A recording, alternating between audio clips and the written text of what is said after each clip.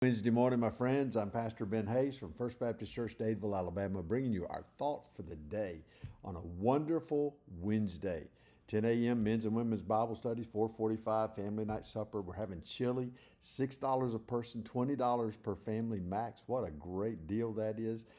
5:45 prayer meeting and Bible study, youth and kids activities, 7 o'clock celebration choir. We got a lot going on at First Baptist, so come on out and join us for that. But right now, let's look at 1 Corinthians chapter 8, picking up in verse 9. And Paul has been giving us this principle. You know, we all think we know everything. Well, we don't all think that. But a lot of people think they know everything. Paul says, you don't really, because knowledge has to be tempered with love. And there's this group of people here in Corinth that we've got to be careful with. We've got to watch out for them. Now, he starts off by saying, we know that idols are nothing, and the food offered to idols are nothing, simply because they're man-made. There are no gods but one God, and that is the Father of Jesus Christ, our Father. And so he tells us that there is that group there at Corinth that came out of these pagan temples that when they eat meat that has been offered as a sacrifice to idols, they tend to think of it as a worship activity. And so young believers who are subjected to that might just be affected in ways that we don't want, cause them to stumble back into that act of paganism. And Paul says at the end, at verse 8, he says, food does not commend us to God. If we eat, we're not better. If we don't eat, we're not better. He says that really makes no difference in our relationship with God. But, verse 9, beware lest somehow this liberty of yours become a stumbling block to those who are weak. Can you imagine what it would be like if a young Christian just fresh out of pagan worship rituals who has been told that he worships one God, the God of Abraham, Isaac, and Jacob, the Father of Jesus Christ, the God who created the universe, and we worship no other gods. We can have no idols, no other gods in our lives. And so he's worked hard to change his life as the Holy Spirit has worked in him. He stopped going to the temple. He stopped doing the worship rituals that probably had been ingrained in him from the time that he was born.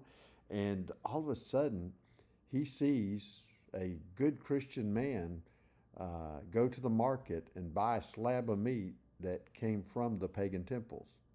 Well, he's got in his mind that meat was dedicated to that false god, whatever it was, whoever it was. And so when he sees that, he starts to wonder. And then he gets invited to eat, and they're having a barbecue, and that's that slab of meat that he saw at that the Christian man bought. And he's starting to wonder, okay, what's going on here? Are we going to worship this God that I used to worship? Paul's saying, be careful that your liberty doesn't become a stumbling block to the weak. Now, what does that mean? All right, let's bring it up to a modern day application. And I say this over and over again. I wish that the Bible said, thou shalt not drink alcohol. It doesn't. It says drink in moderation. I've never seen anything good come out of drinking alcoholic beverages. All it does is tear up family, destroy lives, my opinion. Now, here's the thing.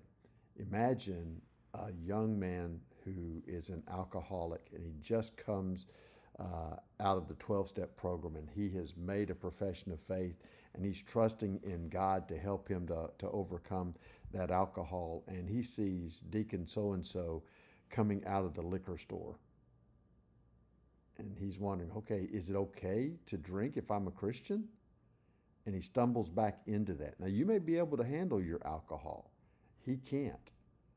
What if we cause him to stumble? What if a young woman has been dealing with something in her heart and her mind over and over again, and something that we do, which is really no big deal, causes her to fall back into old patterns? Paul says, don't allow your liberty to cause one of these weaker brothers to fall back into sin. That's the key here. Look what he says, verse 10. We'll finish with this. For if anyone sees you who have knowledge eating in an idol's temple, will not the conscience of him who is weak be emboldened to eat those things offered to idols? And because of your knowledge shall the weak brother perish, for whom Christ died? Think about that today. The answer to the question, am I my brother's keeper, is yes, you are. Be blessed. I'll see you back here tomorrow.